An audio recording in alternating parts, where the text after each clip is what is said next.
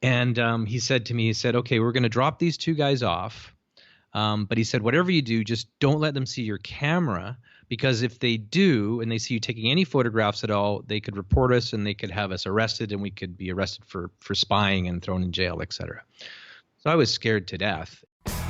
Welcome to Men of Abundance, the podcast for those looking to level up their lives by hanging out with some of the greatest leaders and established professionals in our community, living a life of integrity, honor, and the abundance mentality. Prepare to pay it forward with your host, former Army medic turned lifestyle entrepreneur, Wally Carmichael.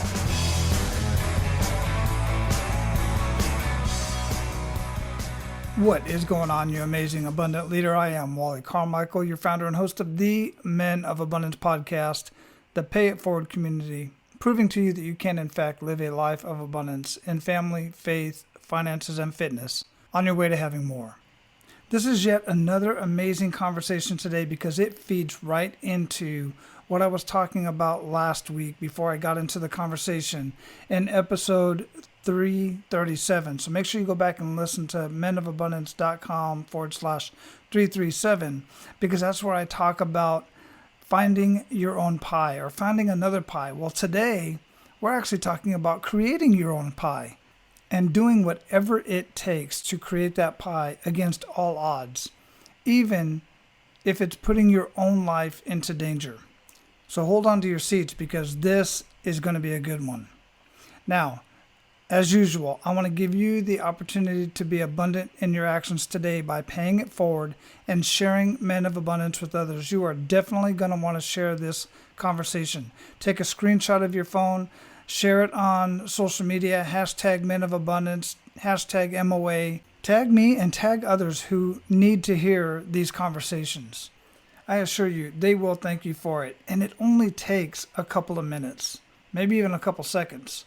What might take just a few minutes more is for you to go over to iTunes and leave a rating and review. Click those stars, leave a review, let us know how we're doing so that we can bring you more guests, and more importantly, more people can find Men of Abundance. I can't tell you how important it is for you to leave reviews over on Google and anywhere else. And real soon, I'm going to have an opportunity for you to leave a review on Google My Business, because I'm going to be putting Men of Abundance on Google My Business so I can be found even more that way as well. Now, our featured guest today is an award-winning entrepreneur, author, and philanthropist. He's also the founder of AquaGuard, Spill Response Incorporated, a global leader in oil spill control that works to protect water, the world's most precious resource, in 100+ countries around the world. He and AquaGuard have received multiple awards for their innovation, business excellence, and entrepreneurialism. He has received the British Columbia Institute of Technology's 2018 Distinguished Alumni of the Year Award. He has devoted his life to environmental and social responsibility and boldly advocates for risking it all for what really matters among the entrepreneurial tribes for which he belongs. He speaks and consults with entrepreneurs and young people worldwide about bringing their talents and solving some of our planet's most pressing challenges. As an active philanthropist, he donates all profits from his book sales, Take the Leap, Risking It All for What Really Matters, and speaking engagements to organizations that support poverty alleviation, human rights, social services, and the environment. Men of Abundance, it is my honor to introduce you to Nigel Bennett. Nigel, welcome to Men of Abundance, brother. How are you doing today? I'm great, Wally. Thank you so much for having me on your show. Oh, it's a pleasure. Where are you at in the world? I'm in Whistler, BC. Yeah. It's a beautiful day up here today. It's actually gorgeous today, too, here in Florida. It rained like crazy yesterday, Uh-huh. and we needed it, so now it's just an absolute gorgeous day. Yeah, we did too. We had a really dry April, and it's been a little bit wet, but the mountains are just loaded with snow still and blue skies, and it's just absolutely stunning. And the crazy thing is that, you know, we've got grizzly bears in the mountains around here, but last week they had a grizzly walking through town. Oh, wow. Because it's so quiet, there's nobody around. So all the nature's coming back. That's a very good point. I never even considered that in places like that. Yeah. Oh, yeah. Wow. Yeah. Insane. Got to be careful out there. Yeah, absolutely. I did see a picture one time somebody posted. It was down in Africa where a pride of lions were hanging out on the road because nobody was there. Yeah, nobody was where there. they normally wouldn't be. Yeah, I mean, I see a black bear and a black bear cub almost every day here now, and I would see maybe a couple a year now. I'm seeing one every single day. My wife and I were hiking 2 days ago, and there was a black bear wading across the river right in front of us. It was going right across the river. It was the coolest thing. Well, I wonder if they know anything about, I don't call it social distancing. I call it physical distancing. I wonder if they know anything about that. They're just not concerned, are they? They don't care. They don't care. Good for them. Good for them. I like to start out with an attitude of gratitude, man. It sounds like you have a lot to be grateful for, but what specifically are you grateful for today?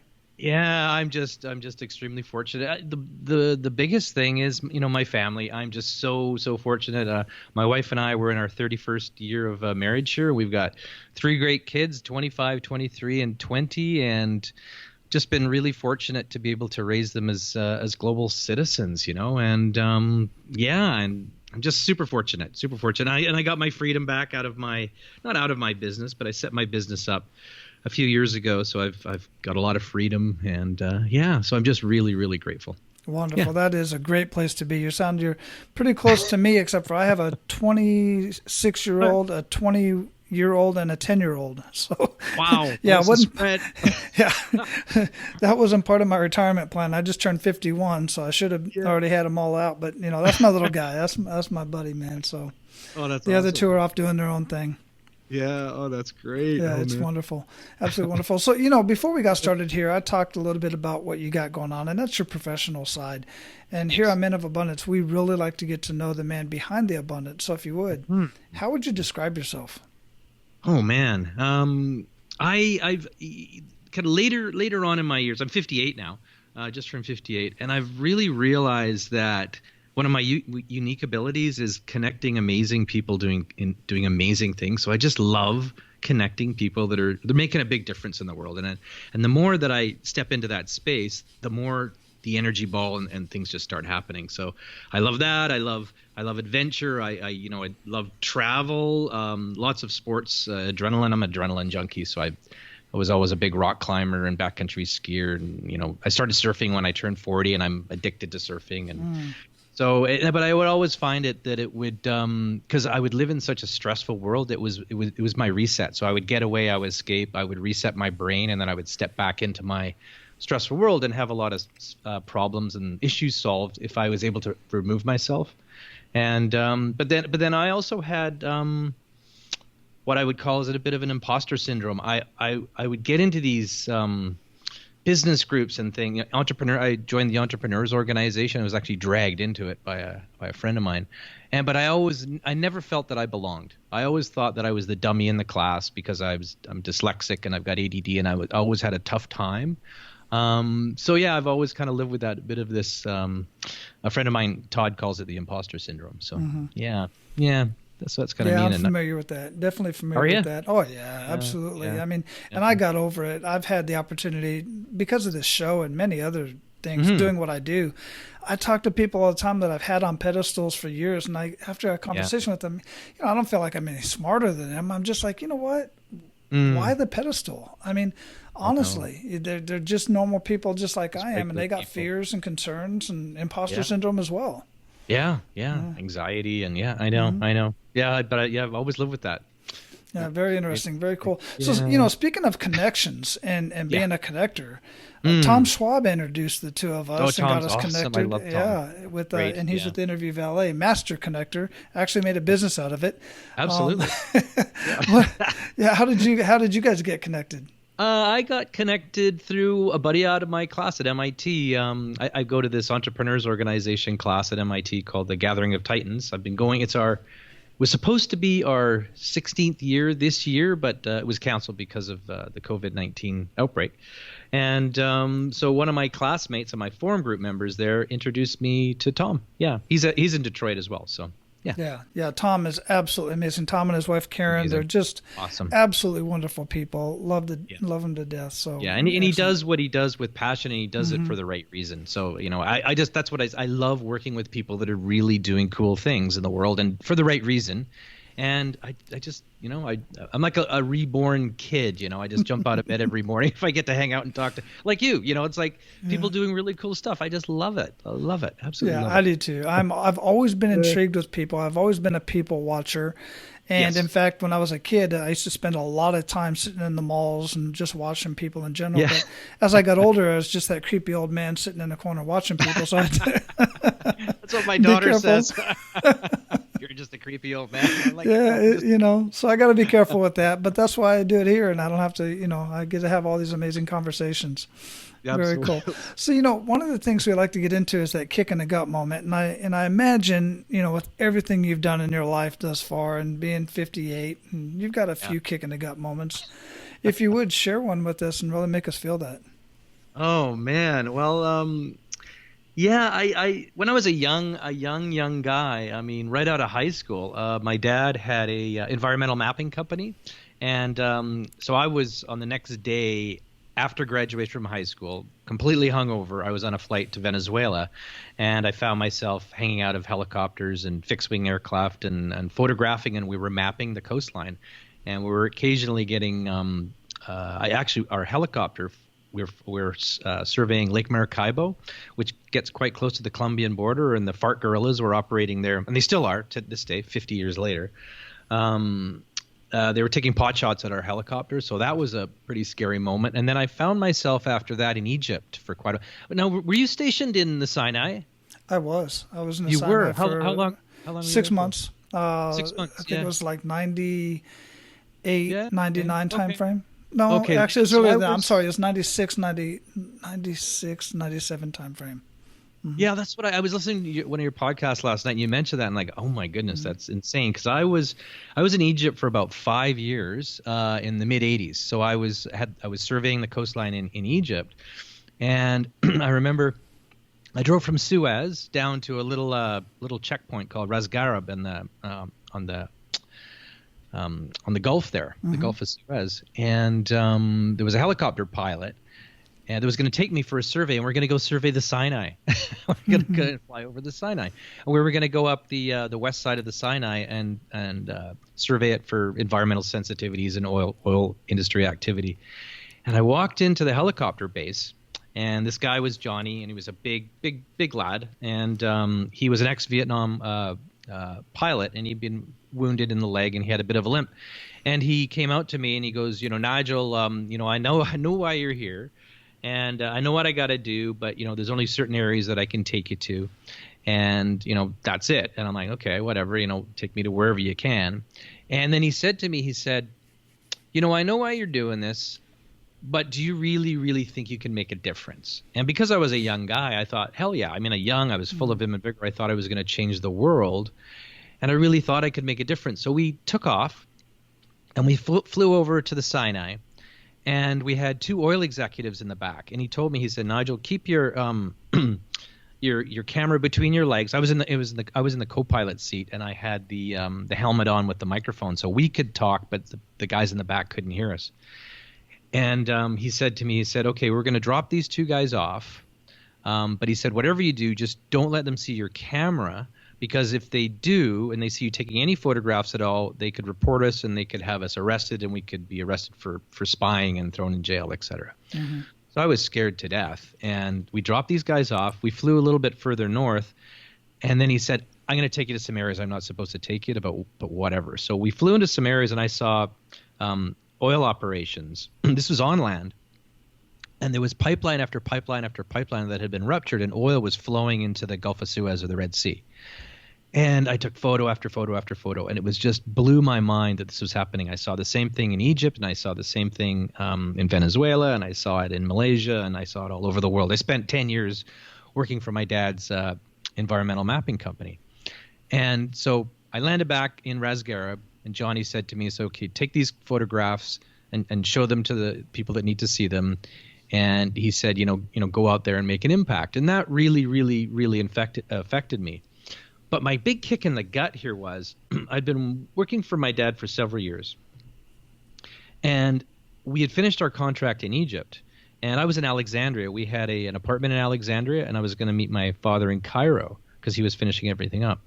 And I drove I don't know if you ever drove the road from Alex to Cairo, but it was quite the crazy road at the time. This is the mid 80s.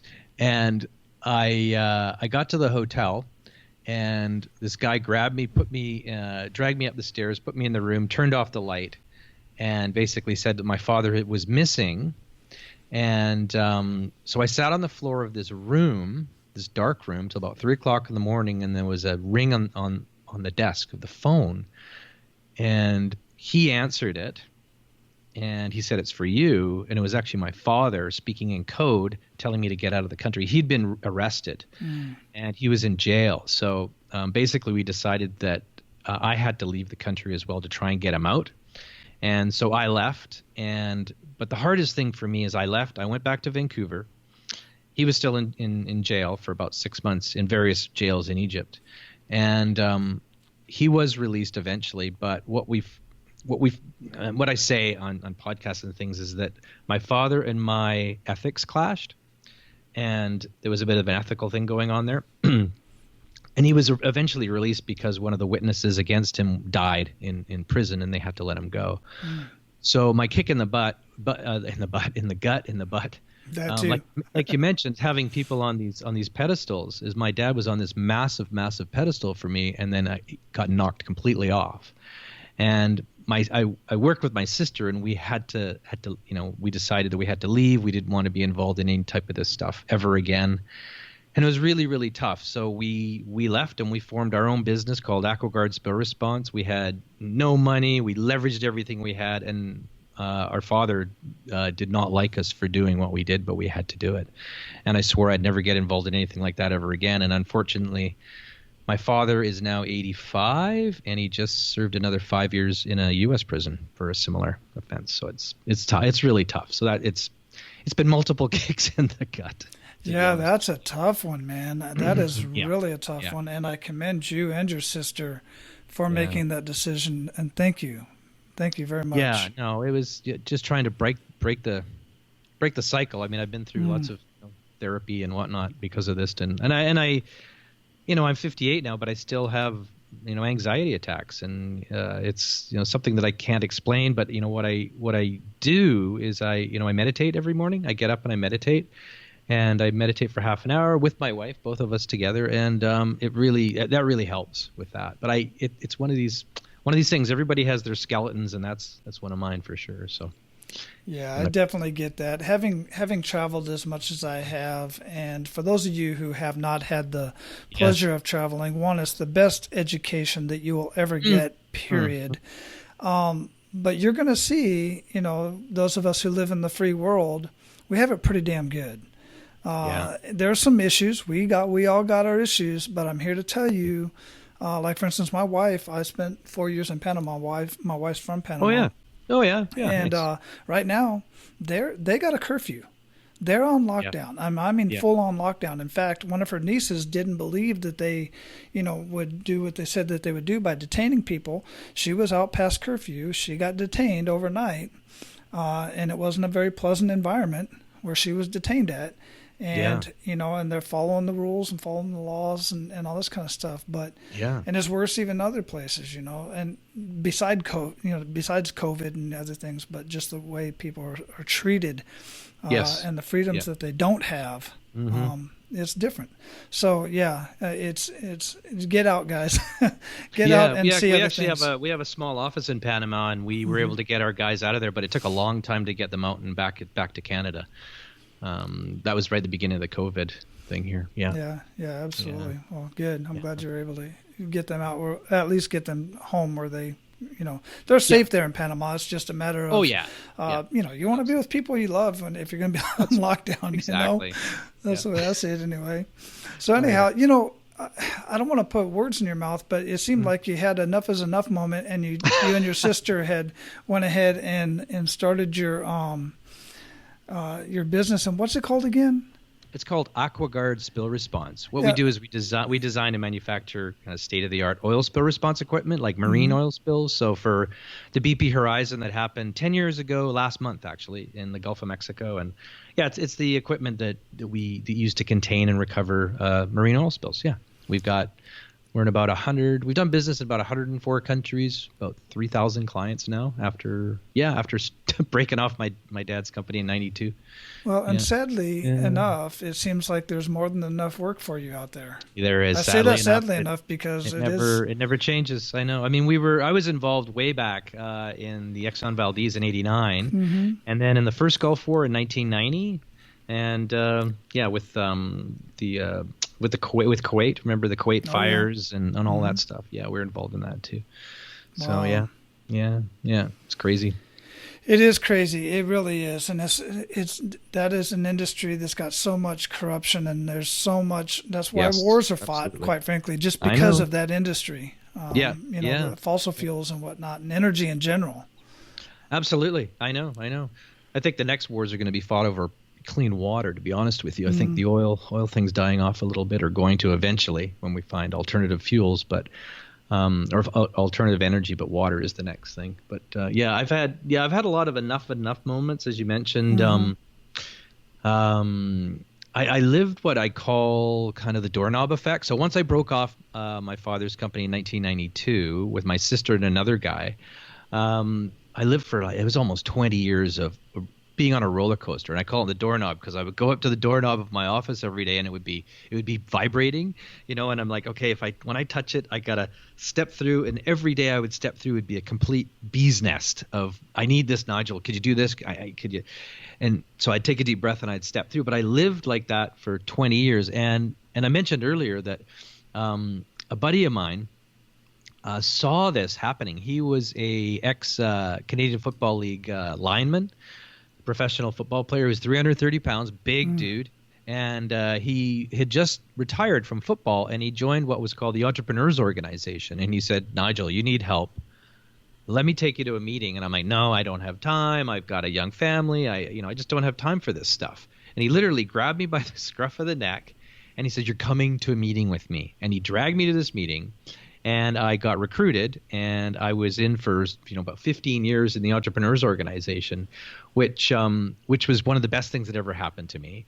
And then I hired a coach. I'd had a coach. A coach helped me break away from my dad's company, helped me set things up. And then I had another coach about 5 years later, and I'm still working with him 15 years later. I had a conversation with my coach the very first time he was with me, and he saw that I was having a hard time, and he said, Nigel, if somebody came up to you today and offered you something for your business, what would you sell it for? And I said, $1. Like that. I didn't even think. Wow. I said, $1. I said, I want my freedom back. I want to be able to go climbing in the mountains. I want to go skiing. I want to be able to hang out with my family. I'm sick and tired of living this, chaos for 20 plus years. And so I worked with my coach over several years, and we set up the asteroid belt of things that I was dealing with, and we started knocking off the little asteroids first and the bigger ones later, and we stepped through the minefield, and eventually, after so many years, I was able to set my business up to run without me, and in 2010. I was offered to sell my business to a large UK competitor out of the UK, and I went to my class at MIT. I was there, and a speaker came in, and I'd taken the deposit for the business, and I was out. I was getting my freedom back. I was like, I can't believe this. I'm going to get a big bag of cash, and I'm going to be able to go sell T-shirts on the beach. And I'm going to go surfing or do whatever I want to do. And then the speaker came, and she stood in front of her class. Her name was Lynn Twist. And she wrote a book called The Soul of Money. And she invited myself and other members of my class to go deep into the Amazon rainforest with her and experience a tribe that had only been had contact with the outside world 10 years before, and only with her organization, which was called the Pachamama Alliance. And they work with indigenous groups in the Amazon to help preserve their way of life and basically keep the oil companies back. And so I put my hand up and I said, I'm coming with you, and I'm bringing my family. And so I went. But I was right in the middle. So it was the BP Horizon oil spill was happening. I was in the middle of selling my business, or selling it. And I was invited to go to the Amazon, and I went to the Amazon.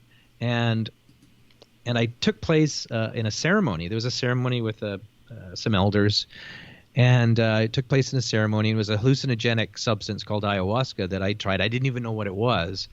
And then this little voice in my head, I actually had this vision. I think it was my conscience talking to me. It said, and basically it said this. It said, Nigel, do not sell your business. Take your business off the company, off the table. Leverage the business. Leverage all of your contacts that you've made over the past 30 years to do good in the world. And I was like, whoa, that was pretty heavy stuff. And I was flying back to Vancouver, and I really thought about it seriously. I thought, I'm going to cash out, and I'm going to sell business or sell T-shirts on the beach, or what am I going to do? I don't know what I'm going to do. So I decided to fly to London. I pulled the deal off the table. I bought out my partner, and that was in 2012. And now I've been leveraging my business and to do good in the world. And that's, so I went from having enough as enough moment to being able to morph my way and obtain all this. And the only reason I honestly believe is that joining a really solid peer group, but then having a really, really good coach that held me accountable was the only way that I was able to get there. And once I set my business up to run without me, my wife and I and our family, we took off for a year and traveled. We spent time in 17 different countries, very simple backpacks.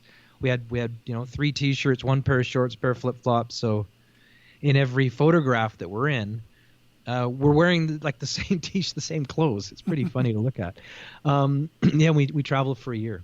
And then I wrote a book while I was doing that. So so things really turned themselves around. Absolutely wonderful. That's the dream, though, isn't it? That's the dream that many business owners think they're going to have until they get into it and they realize, damn, this is taking up every single bit of my time. But listen, guys, listen to Nigel's story. Listen to what he did. He listened to other people. Yes, absolutely. Right? I know. I asked for help because I honestly think that we can't do life alone. We can't. And unfortunately, I hate to say this, but my father didn't trust anybody, and he got very paranoid. And the thing is, I'm dyslexic and I've got ADD. So I've always reached out for help when I was in school, when I was in technical college. I got kicked out of technical college after the first 6 months. But I begged the dean to allow me back in if I was able to take day school and night school, all the courses that I failed at night school. But the only reason I got through that is because I surrounded myself with really good people that could help me, and we all helped each other. And same thing in life, with the coach. There's things that there's absolutely no way I could have done unless I was, held accountable or, made a deal that I was going to have something done next month, and if I didn't, I was going to hand him the keys to my car. Things like that. Like it. Mm-hmm. You have to take it seriously, and you get into I found for me, I got into a flow, and I call it a life rhythm. I don't call it a life balance because I always find that a balance, you have to give one up for the other, but a life rhythm, like you're almost in a dance. And once you get in the sweet spot, you're in this flow, and then things just start happening faster and faster and better, and you get connected with incredible people, and it's that flow, man. Mm-hmm. It's for me, it's that flow, and just been like you said, I've been really, really fortunate. Yeah, absolutely. I love the idea of handing over the keys to the car or something like that. I had a client at one time that I won't say which party he was affiliated with, but he definitely didn't like the other party. He was far one way, and I said, well, look, dude, if you don't follow through with this, here's what you're going to do. And I had him sign a contract. You are going to donate $500 to the other party. Political party. And he's like, hell like no. So guess what he did? And what he didn't do.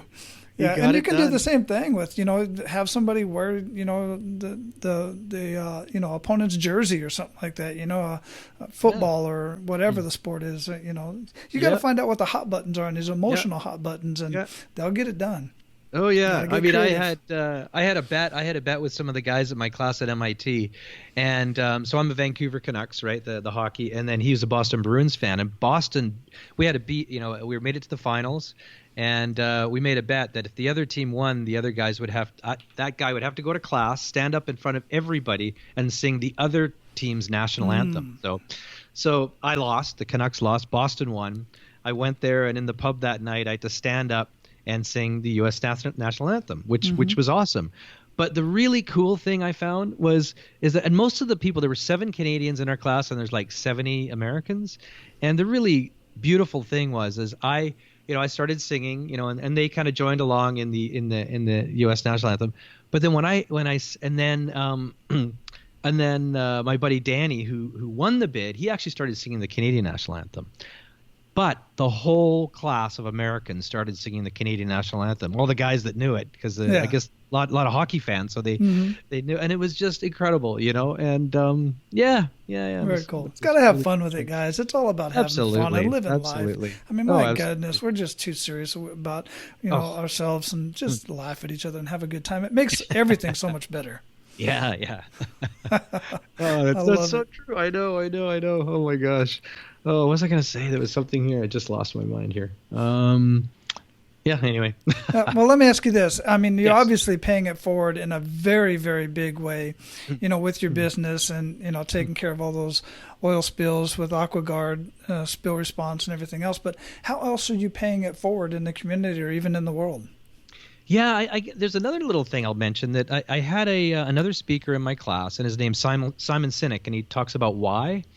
And he got up and he goes, why you do anything is why you do everything, and I never really got it. And he says, what is your why for your business? And my why for my business, I clean up oil spills, I clean up the oil industry mess. But I thought about that again on the flight home back to Vancouver, and I go, no. The name of your business is AquaGuard. AquaGuard means protect water. We protect the world's most precious resource. My why for my business is to protect the world's most precious resource, which just blew the doors right open. It just expanded everything so much. And that's what I do with the business. So that's cool, is protecting water. But on a personal note, I've always been kind of wired to wanting to give back, but I never really knew what to do. And I have a really cool mate of mine, David Ash, and he was a forum member in my entrepreneurs organization group for 15 years, and he was doing incredible things. He was building shelters downtown for homeless women and just pouring his heart and everything into giving back. And I asked him, I said, Dave, we're in San Diego. We were actually at the Coronado Hotel sitting in San Diego outside having lunch. And I said to him, Dave, I don't get it. How do you do what you do? Like, I'm just in awe of you. And he goes, Nigel, it's not a big deal. He says, just take that first little step. And I said, that first little step, like what? He says, oh, you see somebody sitting on a homeless person on the side of the road, sit down, have a little chat with them, find out what they're about. Give them $5, just a little thing, and you'll figure it out. And I'm like, okay, fine, that's cool. And then he invited me and my family to go to Mexico to help build homes for the homeless. And the first year I said, no, I'm too busy, I can't go. He came back, he showed me some photographs of this amazing experience with his family. And the next year I went, and 2 years later I went again, and then our kids were giving presentations at their school from their experience, and I'd get home at night and our phone would start ringing off the hook. People wanted to come. They wanted us to lead a trip. And I'm like, well, I don't lead. I just go. And they said, well, could you lead a trip? So I talked to the organizers, and our first trip I couldn't take. There was 80 people that wanted to come, and I couldn't take them all. So we took 50, and then we took another 30. We went twice that year, and we built. And my daughter was 3 years old the first time she went, and now she's 20. And we were going every year or multiple times a year, leading these trips to Mexico to help build. And it's just been the most incredible thing. I found that giving is one of the most incredible things we can do. Giving money is great. Giving of yourself is very, very powerful. But giving as a family unit, is probably one of the most powerful things that I've ever done. And so we've gone probably 18 times, probably led 700 people now to Mexico to build. And it's just, and then other things have spur off. We do a lot. My wife and I do a lot of work for youth with Covenant House. There's Covenant House chapters in pretty much every city in North America, and they help at-risk youth. So we do a lot of work with them. And during our journey around the world, I got I'm a crappy surfer, but I love to surf. My kids are good surfers. So we're in Indonesia in Bali, and we're surfing, and we found that when it would rain, the oceans would fill with garbage and plastic because the rivers were all dry, and then they would flush all the garbage down into the ocean, and you'd be paddling to catch a wave, and your skeg and everything would be in garbage. And so my son and daughter and I, we decided, we need to do something. So we created a movement and an app called True Beach, TRUBEACH. And we have an app so people can travel the world, or if you're traveling with your kids and family, you can report beach contamination. So it's to bring awareness and hopefully change to the condition of our beaches and oceans. And then my son and I and my coach founded another group called giftadd.com, where we're helping to dispel the myth that people with ADD and dyslexia were not cursed, but we're actually gifted. And we're sharing stories of successful people, not necessarily entrepreneurs, but humans that are successful that have, ADD or dyslexia. And so there's a whole ton of other stuff, but I just find I find that I get more joy in my life now giving than any contract or anything that I've ever been able to get in business. It's just, and being able to do it with my family is, there's nothing that comes close. Yeah, absolutely. Yeah. So basically, to sum all that up, you're just really not doing a whole lot in your life at all. No, not doing a whole lot.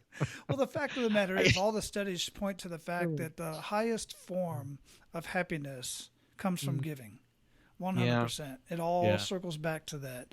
Giving of your time, treasures, or talents, or the above, if possible. Yeah. That's why I talk about being an abundant leader and being abundant, because the more abundant you are, not just in resources, but in time and in knowledge and wisdom, the more you have to give. You do. And the more it gets attracted to you, and the more you have to give. And then a friend of mine, Lynn Twist, she wrote the book, The Soul of Money I mentioned. She said that money is like water. It flows in, or was it?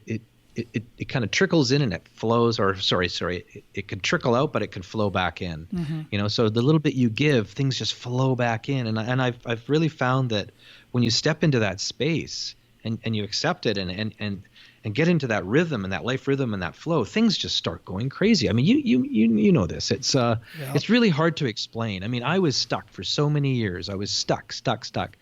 And I just thought I would never be able to get out of this craziness that I was living.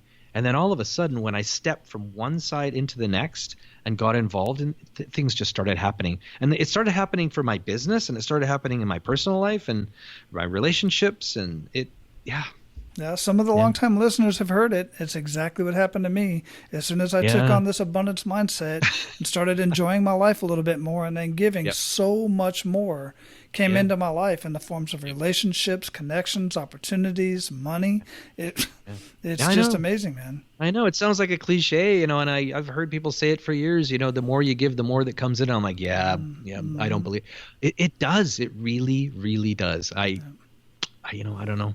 Yeah, for sure. Powers of the universe, I guess. I don't know. It's indeed. Yeah. So, brother, we're at the point where we're going to pay it forward. You ready to do that? Sure. Yeah, you bet. Excellent. One of the many things I noticed during the 2020 lockdowns is many business owners became very conscious of where they were spending their money. As a result, you started reducing costs, and rightfully so. And one of the cuts most business owners make is in the area of marketing. Now, on the surface, one would say, well, why would you reduce costs on the one thing that is supposed to bring clients and customers into your business? Well, it's simple. The marketing wasn't working. Or you weren't tracking where your customers and clients are coming from. And if they were coming from your marketing, you didn't know. But chances are they were not coming in from the marketing. Most have told me they come in from referrals, and they're not predictable. I can't predict the referrals that come into my business. You can predict marketing when it's done right, which brings up the other problem. Those that were tracking their marketing and seeing if it was effective, quite frankly, it wasn't effective. Sending more traffic to their website was not more effective. Placing ads on Facebook, LinkedIn, Google pay-per-click, billboards, newspaper wasn't effective. So the question becomes why? Why is it that a business will spend so much money on marketing and not get a return on the investment? Well, the reason is simple. Most businesses out there, and I mean 90% or more of the businesses that are out there, are doing what's referred to as institutional or brand building marketing. It is not effective for the small business owner. It's only effective to put your name out there like all the big name brands that you see on the Super Bowl commercials and whatnot. When you as a business owner are putting ads up on billboards, newspapers, TV ads, radio ads, Facebook, pay-per-click, regardless of what it is, chances are you are literally throwing your money away, because those strategies that you're using, it's not the mediums, it's not the billboard, and it's not Facebook, and it's not Google pay-per-click. It's what you're saying in the marketing and how you say it. Remember this and write this down. What you say and how you say it is almost always more important than where you say it. So where can you find out more information? Where can you find out how to do effective marketing? Well, you're in luck. I've got a link for you to go check out for a training that I'm just going to give to you, absolutely free. All you have to do is go to apmasterycoach.com/wrong. apmasterycoach.com/wrong. And you'll find that link in the show notes of this episode. I promise you, after you watch that training, you will never look at your business and your marketing of your business the same way again. One more time, apmasterycoach.com/wrong. Now let's get back to the conversation. So share 1 to 3 actionable steps that men of abundance can take today. Wow. Okay. Well, for me, this is mine was I joined a really, really good peer group, which was the Entrepreneurs Organization, and then I got into the Gathering of Titans at MIT, and then it was another one called Tiger 21. Peer group was key for me, and then biggest of all for me was hiring a coach and having a really good coach to hold me accountable. And something else that I've really learned is never sacrifice your family for a business crisis.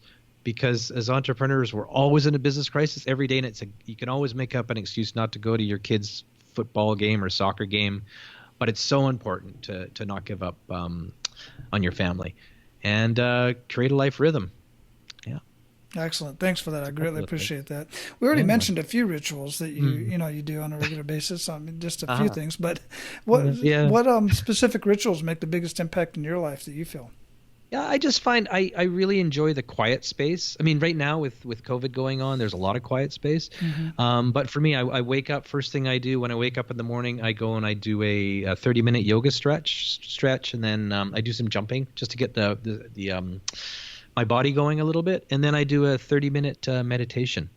And I do it with my wife. My wife and I do it. We sit together and we have some very quiet music and we meditate, and it really grounds me for the day. I do it before checking any social media, anything. I don't do that until I have a deal that I don't check anything until well after 9 o'clock in the morning. And I grab a coffee and then see where the day leads. Yeah.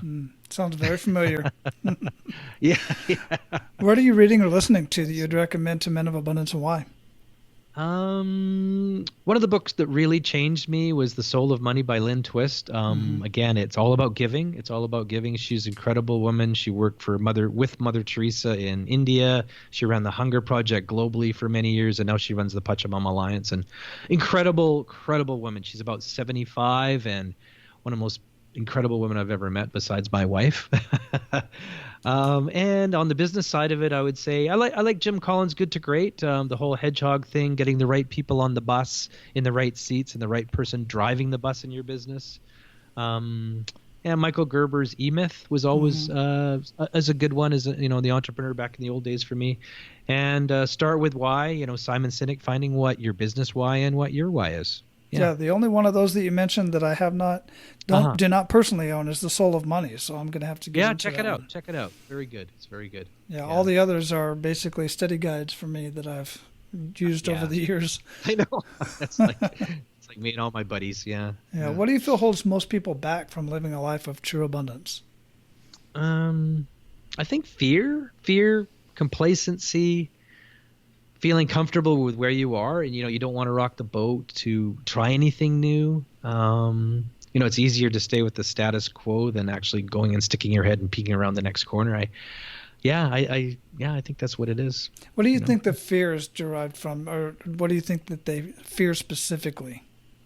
I think it just the fear of not knowing what's coming. For me, not knowing what's coming next is actually, I get a big charge out of that. I get scared, but I've learned over time that that's a good thing, to be in that space, kind of stepping outside of your comfort zone. But I think it's just people just don't want to step outside of their comfort zone. They're just too comfortable, even if it's a terrible relationship. It's just it's too much of a risk to go take that step. Agreed. I was so much in the comfort zone at one point, and it wasn't too often long ago, that I put myself into a homeless situation for 48 days. Oh, is that right? Yeah, to get out of my comfort zone. And wow. Oh boy, did I get more than I bargained for. Yeah. It was a great experience, I'll have to say. A very eye-opening experience on many levels, but I don't want to get into that right now. Now, what does it mean for you to be a man of abundance? Wow. I'm just being so fortunate to have the freedom that I've got now, and just to have my freedom. My goal with my coach that I work for is I said I want my freedom back, and when I got it back, I realized that with the freedom comes a lot of responsibility. I mean, you know that, right? It's like It's like I've got this freedom. It's like, but now I need to help. I need to share. I need to give back. I need to share my wisdom. It's like the indigenous cultures of the world. The kids and the youth would all sit around the fire and listen to the wisdom of the older people, the wisdom. And I think I'm that part of my life where it's up to me. It's my duty. It's actually, I feel this is for me only, but I feel it's my duty to give back. As do I. That's where I'm at right now in my life as well. Very important. Now, that freedom that a lot of entrepreneurs are looking for, and being able to check the clock on your own, basically, that can be a hindrance as well. I've seen with a lot of entrepreneurs, is that once you own your clock, you own it. And if you're not performing, guess what? It's on you. Yeah, I mean, I know, it's everybody's dream is to like in the E-Myth, set up a business and set up the systems and sell it for a big bag of cash. But I know so many people that have actually done that and done extremely well. But 2-3 years later, you check in with them and it hasn't been so good. And there was somebody that spoke last year at my class. He had sold his business. He had a really, really rough time. And after he sold it, personally, relationships, but he said, unless you know exactly what your life purpose is, don't sell your business. Know crystal clear what that purpose is. And so, because there's this big void, and there's a lot of people with, all your friends are, working or whatnot, and, people that want to hang out with you may not be the right type of people that you want hanging out with you, and things can spiral out of control. So I really took that to heart, is, know your life purpose.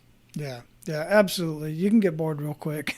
I did when I retired from the military. I did a lot of nothing for about 4 months, 4 or 5 months, and then I realized I just got to get back and do something. You really, as human beings, we have to continue adding value some way, somehow. Absolutely. Even if you're not working and you're just volunteering in your community or at the church or whatever the case may be, you got to do something.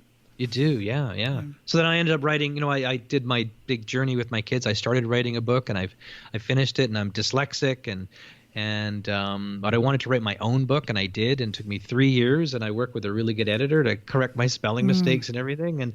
And so I've been having so much fun. I never ever dreamed that I'd have so much fun after putting the book together and speaking to amazing people like you and I've also formed this group. I don't know if I mentioned it earlier in the pre-talk or now, but I've formed a group. It's called the 3CEOs.com, and we're speaking to entrepreneurial groups all over the world on our Lessons from the Edge, and it's just so intriguing to me, sharing what I've learned what I've learned, and I'm assuming that everybody knows this, but they don't. And when you share the stories, and then you get messages from people saying that, oh my gosh, the light bulb went on when you said this. I had tears in my eyes when you said this, and I thought I was just sharing a story, but it can affect so many people in so many different ways, and I'm just getting such a high out of that.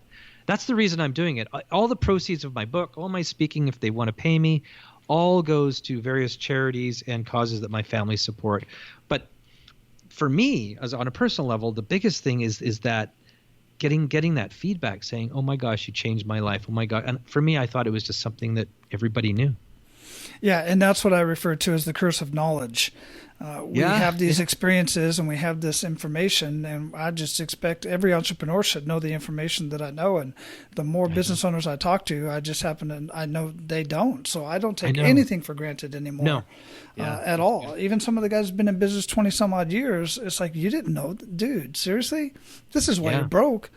You know? I know. So let's talk real quickly about your book, because Take That Leap, Risking It All for What Really Matters is a great title. And I absolutely love it. Let's get into that real quick and share what that's all about so the guys can go get a copy of that. Yeah, I mean, it's a life journey book. It's Take That Leap, Risking It All for What Really Matters, and what really, really matters in life. And so it's a life journey. It shares some stories about my starting up a business as a young guy and leveraging everything, to my stories of, why I got the coach and my experience with that. And there's a lot of adventure in there. There's a lot of kind of crazy rock climbing stories and mountaineering stories and a lot of stuff like that. And what I wanted to do is I didn't want to write a book, a how-to book, because a lot of people write how-to book, how to become a billionaire, I didn't want to do that. I wanted to share my wisdom and share life stories and have people read it and be able to get the nuggets out, and then hopefully use those nuggets in their own journey.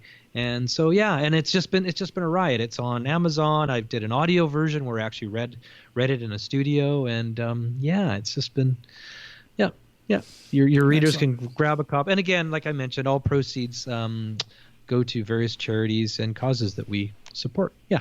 Yeah, definitely. Well, thanks for sharing that. And I love the idea of the story line behind it instead of the how-to. I was just having this conversation with one of my clients today. Oh, yeah. Who's doing the same thing. She's writing her book in a fable type of thing, but it's this very valuable information that people will gravitate to. So, guys, you can find that and we're going to have it linked up at Nigel J. Bennett, 2 N's, 2 T's, nigeljbennett.com. So we'll have that linked up in the show notes. But Nigel, before I let you go, man, what did we not talk about today that you want to ensure that our abundant leaders get out of our conversation? And how can we find more of you other than your amazing website?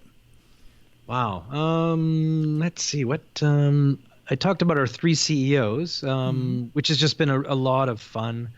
A lot of fun doing this. But there's actually another group that we're talking to, and it's entrepreneurial veterans. And so we're going to be speaking with entrepreneurial veterans and sharing our lessons from the edge as well. So that's probably something that you didn't know. And I'm really excited about that, because right now we're speaking with mostly the entrepreneurs organizations, EO and YPO and groups like that. And now our friend is connecting us with the entrepreneurial veterans, which should be super cool. I'm really excited about that. Yeah, that sounds fun. That's a great time for sure. Definitely sharing your wisdom. I greatly appreciate it, man. I love this conversation. Go out, live your life of abundance. Keep paying it forward, because you are seriously doing it in a huge way, and I greatly appreciate it. Wally. No, you are too. Thank you so much. I really, really appreciate it. Thank you. It's been a pleasure. Absolutely. So what do you want to change in your life, in your community, or in your state, country, or in the world? What would you like to see change? Do you think it's too big for you? I'll bet it's not. There are multiple stories, many of them told right here on Men of Abundance, of men and women who have taken on all odds for something much bigger than themselves, and they did whatever it took, and they're doing whatever it takes to make a difference in their life, in their family, at their job, in their business, in their communities, in their state, city, even in the world. You've heard many of these stories, and if you haven't, go back and listen to a few. It may inspire you to do what it is that you want to change in your world.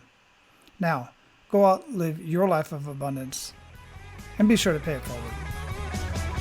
That's all for today, Abundance Leaders. For more about our guests and the powerful information we shared with you today, be sure to sign up for our mailing list at menofabundance.com.